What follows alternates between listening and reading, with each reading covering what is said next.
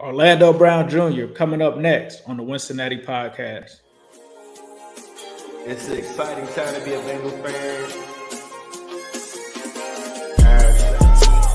I'm Ace and Zim. We got a special show as always. The voice of the Bengals. Dan Ford, Willie Anderson, Corey Dillon. The name of this thing is called Wincinnati, and I'm not going to stop. Talk to us about that roller coaster season. I'm still gonna give you the same AJ. I'm gonna work as hard as I can to be the best. Always working ever since I met y'all, boy. I gotta get your top 5 receivers. Better, man. Good. Watch out for us. Welcome to the Wincinnati Podcast. I am Ace. He is Zim.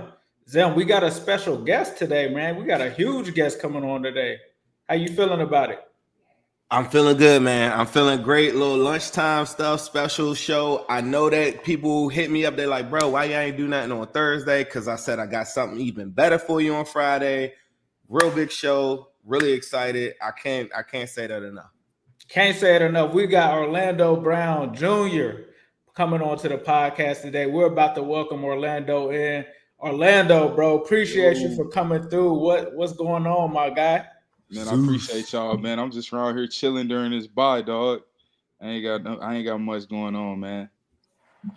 So far in the bye right now, I know, it's the cliche thing to say, hey, I'm just getting some film and I'm da-da-da-da. Like, outside of that, like, what are you doing on some chill stuff? Like, what makes you tick, like, outside of, like, this football stuff? Like, what are you really doing?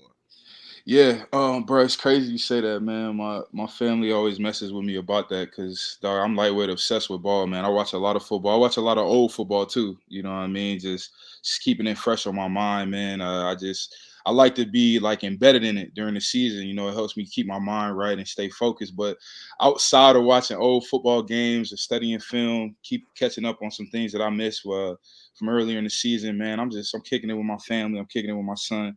I'm here at the crib chilling, playing a little 2K. That's really it though. Who you rocking with at 2K? You using them bucks or who you sliding with on the 2K? I gotta shoot you straight, bro. All I play is that my player, man. I don't even get into quick game exhibition vibes. I'm strictly on the my player vibes, man. Shout out Ronnie 2K. Nah, that's the real ones, man. The my player is where it's at for sure. Nah, that's what's up.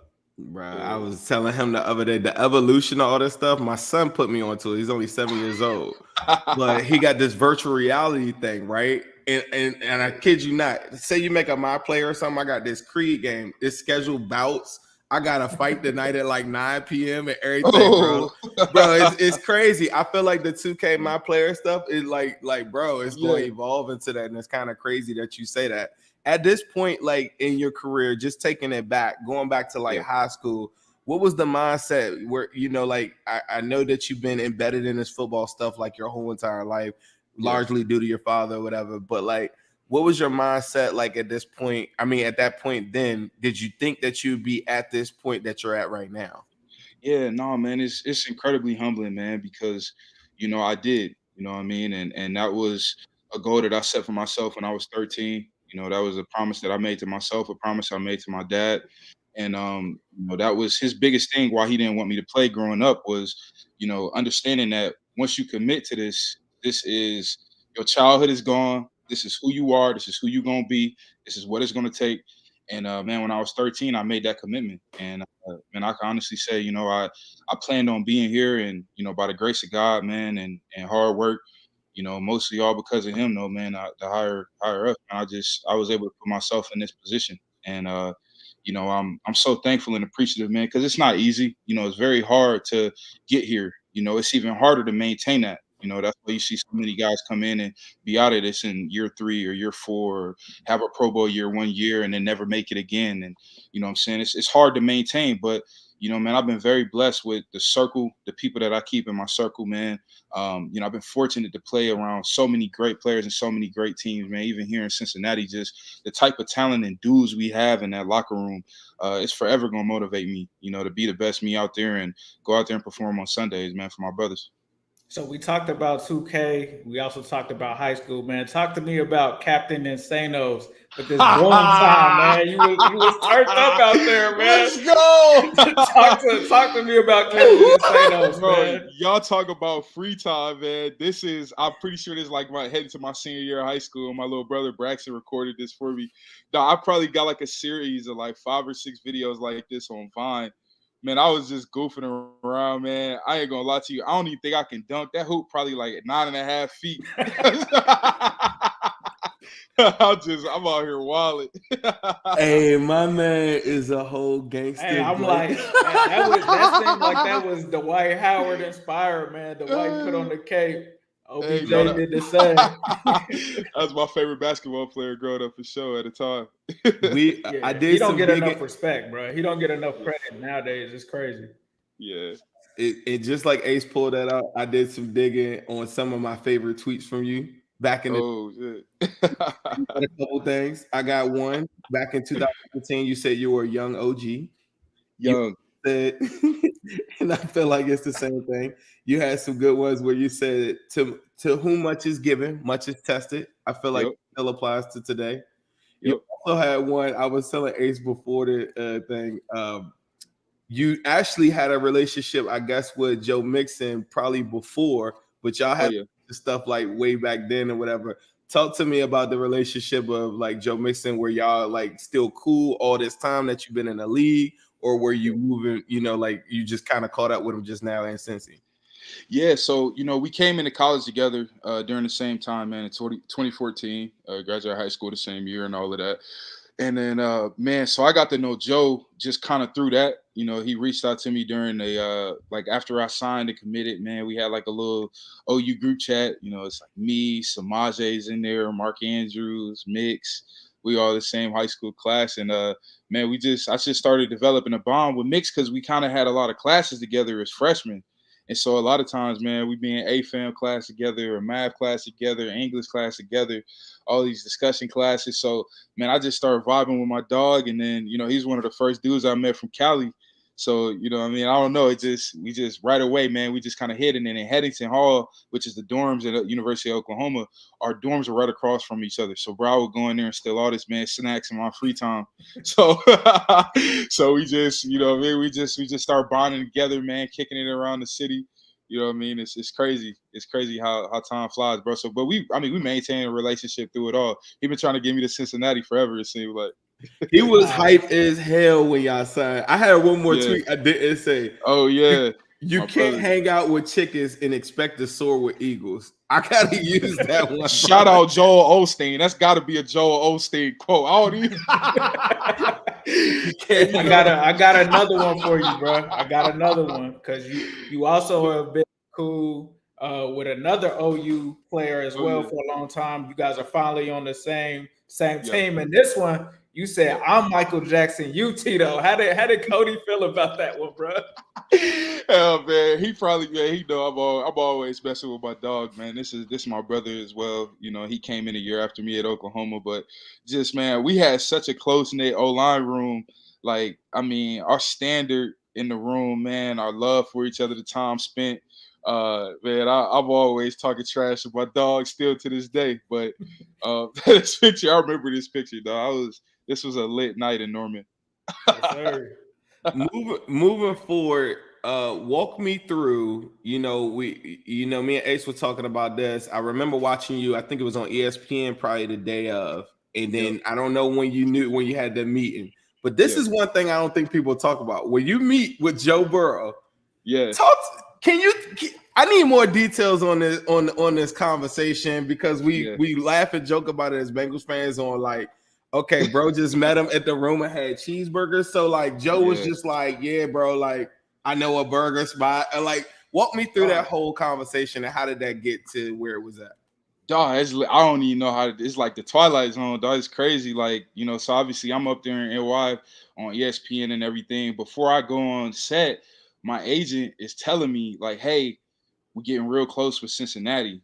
I'm like, how close we talking? They're like, real close. I'm like, I'm going in there, and then I'm on TV and everything. They asking me the questions like, where you think you're gonna go? Like, I have no idea. But behind closed doors, I knew that they were on the phone working with Cincy during that time. And so, man, after I get done and everything with NFL Live, man, we get on the bus.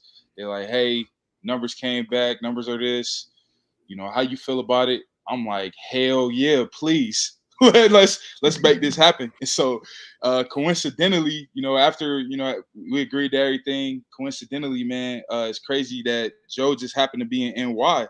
So, I'm getting reached out from everybody at the time: Cap, Ted, Mix, Uno, what I'm saying? Everybody reaching out to me at the time, Sam Hubbard. And Shiesty hit me up and he's like, bro, are you in New York? I'm like, yeah. He's like, I'm here too. I'm like, well, let's get together. So, man, we just happened to get cheeseburgers, and man, we sat and talked for like 2 hours, 3 hours, man, just really, really talking ball, getting to know him. Cause obviously, I've been on the other side of it, man. I seen him cold-blooded, darting dudes up on the sideline. I'm like, damn. So, you know what I mean? I'm like taking a deep dive in the kind of person he is and, his background and, what it's like playing for Cincy, what the city's like. Cause like shooting you straight, like, man, as far as the city was concerned, I was not hip to Cincinnati at all. Because every time I had been to Cincy in the last 4 or 5 years, I swear to you, it was cloudy and I ain't seen the sun out here or nothing. So it's like I wasn't hip to how good of a city it was, man, how great it is for family, the atmosphere, how much they love the Bengals, dog. Like, I love it here, man. It's a really special place that, I would call a hidden gem, man. A lot of people don't know about it.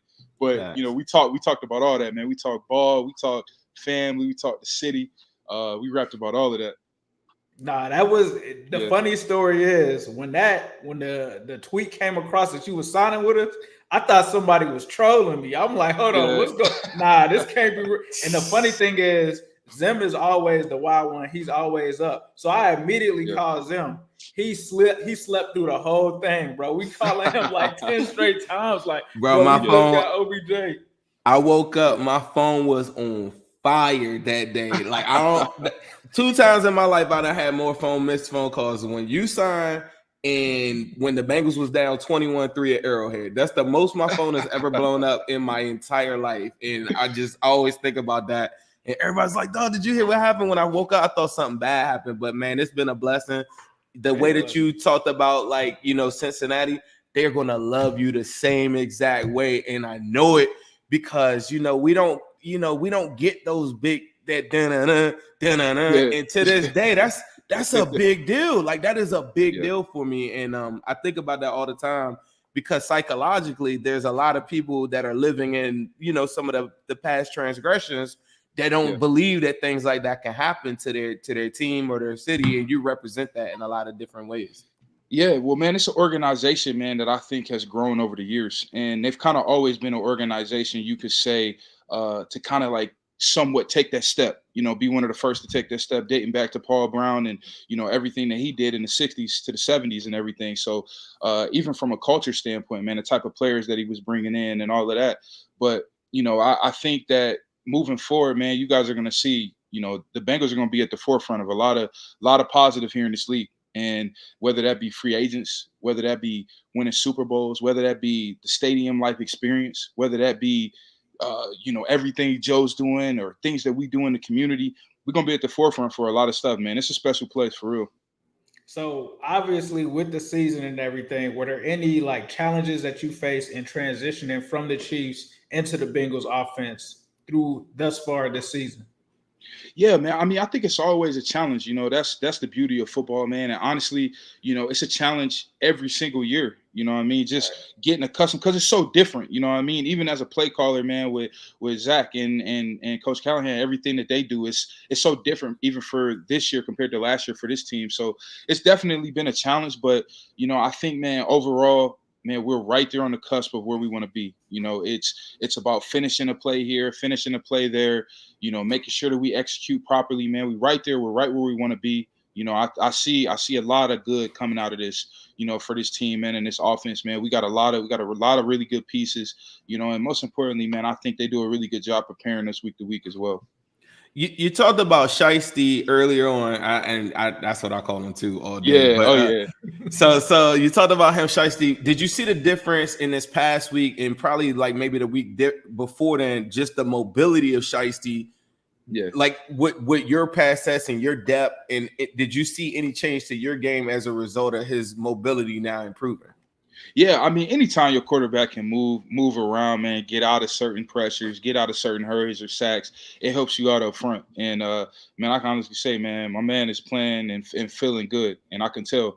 I just think that offense, especially now, man, with how competitive the NFL is, how good these defensive ends are, these linebackers, these corners, these schemes, everything kind of goes hand in hand. How quickly a receiver's getting open. How much longer are we able to sustain our blocks? How more accurate is he able to be? Everything goes hand in hand, man. But, I think, Joe's getting back to himself. He's feeling a lot like himself, I imagine. Obviously, this is my first time being here with him. I haven't been with him in the past. But, the thing that I respect so much about him, man, is he's a hard worker and he's obsessed and loves the game. And when you got someone like that, man, I mean, your peers, your coaches, the front office, man, this city, they all going to rally behind you. And he's got that special ability, man, to be a glue guy, a guy that people want to be around, that people get brought up when he's around, man. I mean, he got that Michael Jordan like effect. So yeah, I see it though. He moving well. He playing better too. So adding you to the offensive line obviously has been a success thus far. How do you feel like the camaraderie? Because it definitely seems like you got camaraderie with those other linemen. How do you feel like that's helped contribute to the offensive line's success thus far?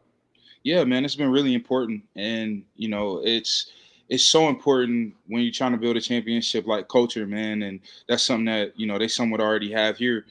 Just being in these past two AFC championships in the Super Bowl 2 years ago, it's the culture that you create in that O-line room, and the importance of that, man. The standard has to be really high, and the camaraderie has to be there, to be able to go out there and win these championships and, win these big games and compete against some of the best and not just compete, dominate, some of these really good defensive groups. But man, I think our camaraderie's been there. We got, guys like my man Teddy K in the building, man. I mean, we all know him and his swag and his energy, what he brings. Guys like Alex Kappa, another veteran guy that's a winner, that really loves the game, man. We call him the professor in our room. I mean, one of the smartest dudes I've been around. Jonah, my guy, Jay Will, just what he brings to the table, man, just his consistency, a guy that is always going to show up and give it his all, man. I got a ton of respect for him and the way he is. And my guy CV next to me, just the camaraderie that we've been able to build, man, is important. Yeah, you talked about the culture and some of the things with like now playing for the Cincinnati Bengals, and for casuals that don't know, Orlando Brown Jr. used to play for the Ravens as well. Going back and just thinking about the adjustment from going to the AFC West, what is the biggest difference that you notice? Like, is there a difference when you played before in the AFC North and then now playing in the AFC North? And how does that compare to playing in the AFC West? I know it's a small sample size with the first 6 weeks. Yeah, no, I mean, you got to keep it real, though, man. It's hard. The AFC North is one of the best divisions in football. I mean, you look at top to bottom, just the completeness of a lot of these teams, the sustain, obviously, I want to say Coach Stefanski and Zach Taylor are, two of the youngest. And, I mean, I think what year is this for Stefanski, man? Like year 4 there, I think. Right. Year 4 there, Zach's 6th year here or 7th year. So, Mike Tomlin and Harbaugh, I mean, it's a lot of sustainability, man. And, it's not like these are, quote unquote, terrible organizations. I mean, Cleveland's been, coming around for the last few years, man. And, they're finally at a point where they're able to really compete and be a really good football team and be consistent, which makes our division even more complicated and more tougher. But man, I would definitely say the AFC North is the best division in football, in my opinion. Just top to bottom, man, the talent that you see in the defenses, you see in the coaches, the styles, is so physical. You know what I mean? It's different, man. It's different. The AFC West, it was good, it's competitive, but and they run it over there in Kansas City. You know what I mean? They kind of proved that. So, and I mean, we gotta keep it real. Those teams, the Raiders, the Chargers, the Broncos, and they ain't messing with KC. That just is what it is. So, not that take away any of their success, but I just think, the North, man, is a lot more competitive. It's different. Me and my partner here and a lot of Bengals Twitter, bro, we've had your back on Twitter, fighting the good fight. Unfortunately, against the Chiefs Kingdom, man, they be trying to come for you. How do you, as a player, handle scrutiny and stuff like that, especially as a high-profile member on social media for a team that you just won a championship with? Yeah. Well, I mean, man, the most important thing to me is self-evaluation. I'm myself's biggest critic. You know what I mean? There is nothing a coach could tell me. There's nothing an outsider, someone on Twitter, my mama, like, you know what I mean? Like, I'm my biggest critic. And, I'm a craftsman, man. I love the game. I love to work on my craft. So I know when I messed up. I know when I made a mistake or things aren't great. I appreciate y'all having my back in those situations, man. But I mean, at the end of the day, dog, that's what social media is for. A lot of times, man, for people like that to, have an opinion that is valued. And, hey, to each his own. I get it. I'm just, it's not really my style. I wouldn't really get on social media to necessarily dog nobody out, more so to show support. But that's more my style. Yeah, I mean, to each his own, though, man. It is what it is. I let them have it, man. Let me ask you this, because I know one way to shut me up is like, I'm one of them people. I'm gonna let you know, like, if I win it and I'm successful, if my team wins or my favorite team wins, I'm gonna let you know about it. If I lose, I'll shake your hand and I'll be like, hey, we got our butts kicked. Yep. Getting our butts kicked against that Browns game, or then even going to getting our butts kicked and being 1-3 against a Titans team that I totally just overlooked. In my mind, I'm not on the team, even though I fake like I am or something like that. Like, walking away from that, like, what are some of the things that you're thinking or you're saying behind the scenes? Does doubt start to creep in? Like, walk me through, like what is it like to be a player in those situations after you kind of get your butt handed to you in those games? Yeah, no, man. I mean, I don't know how many fights you ever been in, but man, I think at the end of the day, when you sign up for the sport, you understand that there's certain things that come with it. And man, it's gonna be times you get knocked in the mouth. You know what I mean? It might be a time you get your ass knocked out. You know what I mean? Like, that's what you sign up for. And man, you kind of understand that when you talk to the man in the mirror, as I spoke about self-reflection, you realize keeping it real with yourself. There's nothing in this sport you can hide from. You know what I mean? Like, you don't get your stripes in football from pretending or saying, hey, I beat that dude up. You got to really go out there and act on it. And so, man, there's times where, against the Browns that I personally didn't do my job. Well, I got to look in the mirror and say, hey, was I square here? What did I do with my hands? Did I turn too soon? You know what I mean? What was my mindset like? What was my footwork like? Same thing back to those Titans game, giving up a sack fumble in those situations. It's not easy, you know what I mean, to deal with that. But in all reality, I should never get beat in those type of situations. And that's the standard that I hold myself to. And, I understand what I did wrong. I try not to put myself in that position again. But we're also understanding, man, you know what I mean? Football ain't perfect. You know what I mean? Like, that's the beauty of this sport is it's not perfect. It's not easy. It's hard. And it ain't perfect, but you roll with the punches, man. I try not to get too high, get too low. Not riding the emotional roller coaster, man. I go out there, I focus on what I got to do, and for the mistakes that I make, man, I try not to make them again. Nah, that's the attitude that gets us back to 3-3, coming out of a bye, getting ready to go on a run. Orlando, we want to thank you, brother, for coming on. Appreciate you. We appreciate what you're doing for the city. We appreciate what you're doing for that offensive line and the Bengals offense. Before we get you out of here, was there anything that you wanted to say to WhoDey Nation? Man, I just want to say I appreciate the support and love, man. Thank you, guys. We're going to get after their ass next week. Yes, sir. Yes, sir. I'm trying to pack them up, boy. Let's go. Already. All right, man. Shout out to Orlando Brown Jr. Appreciate him coming and rocking with us.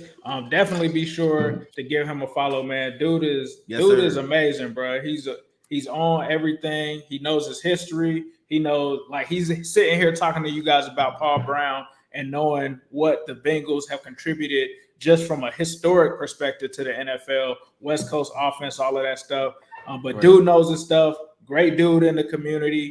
Has been, to me, in my opinion, I feel like he's been the best lineman for us this season. But dope to have him on the team. Zim, what were your thoughts, bro? I just like I was saying, in the interview, for me, I just think he represents, like, something that Cincinnati doesn't really have that often. It's like, in the all season, the number one, free agent, rated player on PFF and ESPN and stuff was Orlando Brown Jr. So, like, I think a lot of people get caught up in that, kind of like the Miles Murphy conversation. To me, it's like some of this is long term. You like to see currently right now, but he represents like stability. He represents something like a known force, like in the NFL. 27-year-old two-time Pro Bowler that's a Super Bowl champion.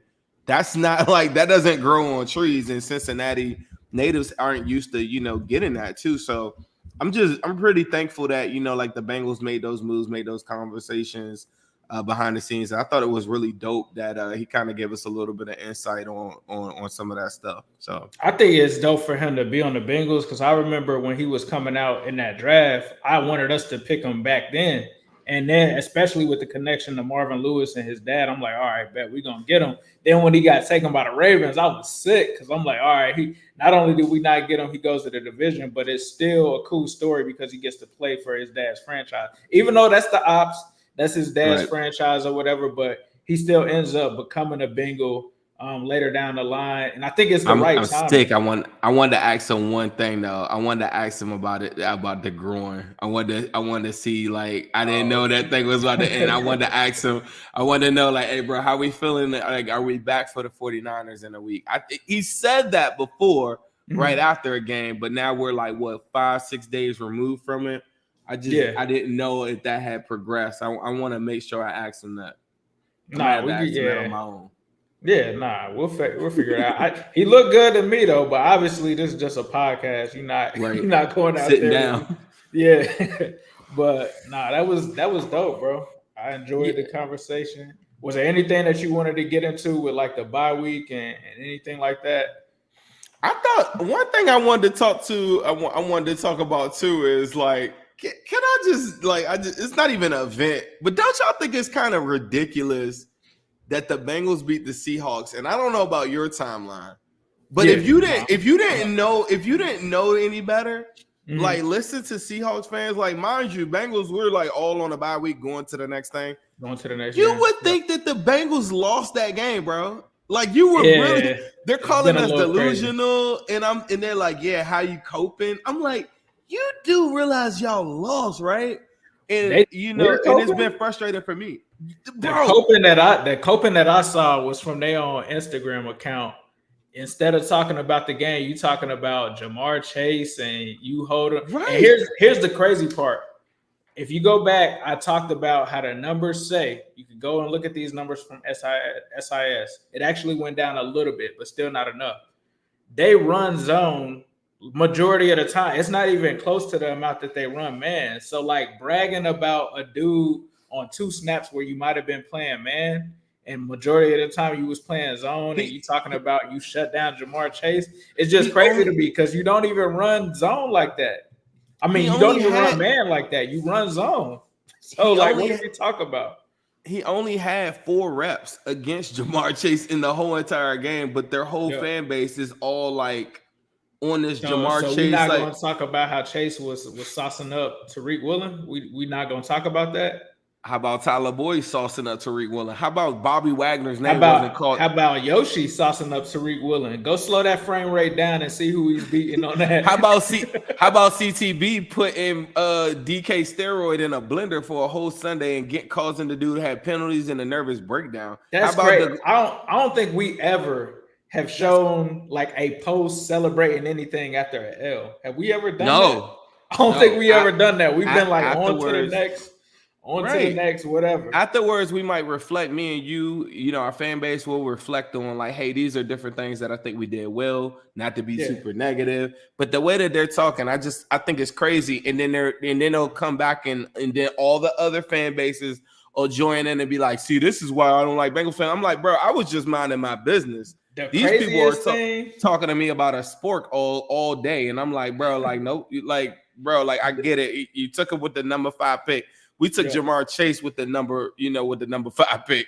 I'm going with Jamar Chase, bro. I'm sorry. Did you see that tweet where it was like, I guess the dude, I don't know, he used some kind of AI generated thing, but it was like days before, and it was like the Charles Cross over him. Yeah. And then I'm like, bro, he's the one that gave up the sack. Like Trey Hendrickson was eating on him. He was like, yeah, Gino ran into that. So I was like, so you ran into 7 pressures as well? Like what are we doing here? I'm gonna tell you, the Bengals fans, we will be on our offensive line's ass right now if we gave up 16 knockdowns. The whole entire our front four for us all had 3+ knockdowns. Like 30 pressures, bro. It was like all 30. It was like 30 pressures, and they're talking about like the other side of it. But like I'm gonna leave that in the past. I just had to say that. I don't know if other people have been saying that. I just thought it was crazy that they're going on and on about this sport and DK steroid. It's crazy. Sport glazing, like I don't know why they're glazing a sport like that. And Jamar had 80 yards. To put that into perspective, that's 1,300 yards in a season. Like 80 yards is not the flex that you think it is. So. I just wanted to say that I think moving forward, it's so much good stuff. I have a cut up of Mixon runs I'm gonna put out later on today or whatever. I think there's more to be desired, but there's some really good stuff that he's put on film. I think that we picked out a lot of different things that we've talked about previously. Next week we got a good crossover that we're going to be doing with our guy from Locked On 49ers, my man. Eric Crocker. Yeah, I was about to say, well, I always call him Crocky, but we're going to be doing a crossover with that. We got some other guests in the works too. Some really good guests too that I think we'll have this upcoming week too. So that I haven't even told you about. So we got some good stuff lined up. No, it's about to be turned up. So you guys know we'll be back to our regular scheduled programming next week. We did, however, though, hear you guys talking about the post game, so stay tuned for that. So we might be doing a post game show. I'll talk to Zim about that. Did see you guys in the comments last week saying that you did want the immediate reaction. So we'll try to figure that out as much as possible next week. I got something. I got something for you too, for you guys as well too. Notice, as me and Ace are getting interviews such as Orlando Brown Jr. and doing all these different things, trying to give you guys more information, trying to give you guys more insight. We're representing people just like yourself, right? It is very important that you help us out on this journey. We don't have a backing of a big company or anybody like that getting us anything or any type of perks or any type of, extra access. So when we're doing this stuff, we're in the middle of our day, trying to make sure that we give y'all something just to, make sure that you got something cool during the bye week. Please make sure that you subscribe, send it to somebody else, let them know, just run it up for us, because without you guys, none of this stuff is really possible behind the scenes. We don't get retweets from the top of the food chain or any of that stuff like that. It's all of us. It's really us, the people that really support the Bengals and really want us to win.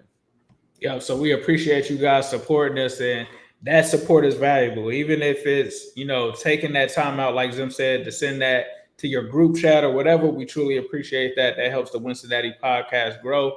And then also making sure that you guys check out Jake and Mon on the Bengals post. That helps us grow as well. So we appreciate you guys. Before we get out of here, Zim, was there anything that you wanted to say?